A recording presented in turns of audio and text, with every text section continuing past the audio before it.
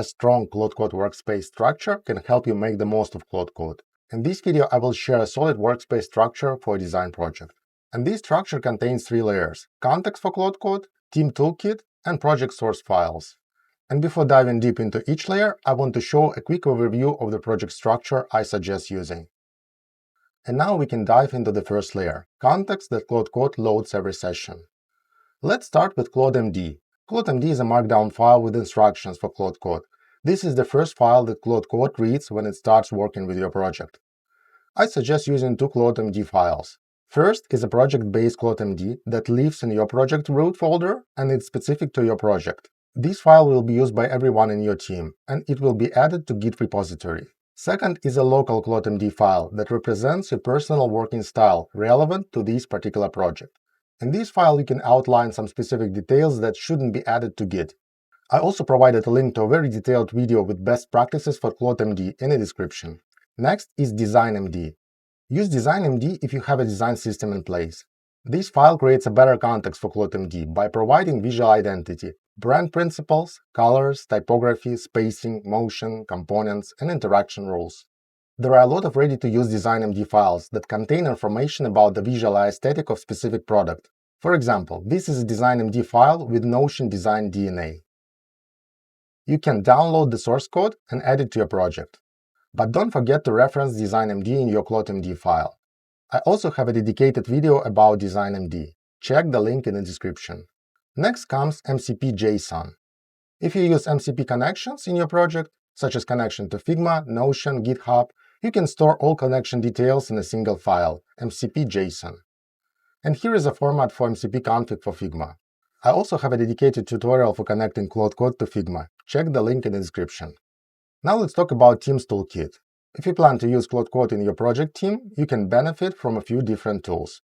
The first one is rules. Use rules for focused conventions that Claude should load when relevant. For example, naming conventions, accessibility conventions, components architecture principles, Figma handoff process.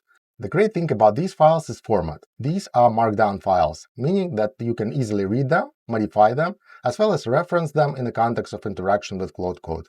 Next comes skills. Use skills for repeatable product workflows.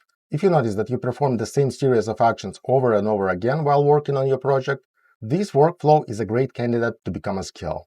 Here are some specific skills that I create for my design projects. Most of the time, skills will be triggered automatically by Claude Code when you're prompted to do a particular task, and AI will do it based on the skill description you provide in a SkillMD file. Agents. Claude Code supports project-level sub-agents that can automate various design activities, from design audit to rapid prototyping. The main difference between a skill and an agent in Claude Code is how they operate. A skill is a reusable workflow that Claude triggers in response to a user request.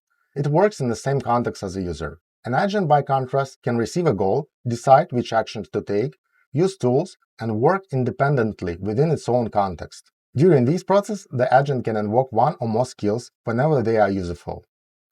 Finally, settings.json. Use this for settings the whole team should follow, such as global read or write rules.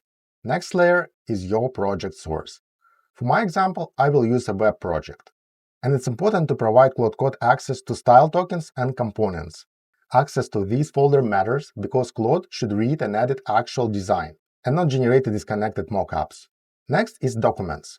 You should add docs folder for your project design decisions. Design decisions such as project brief, requirements.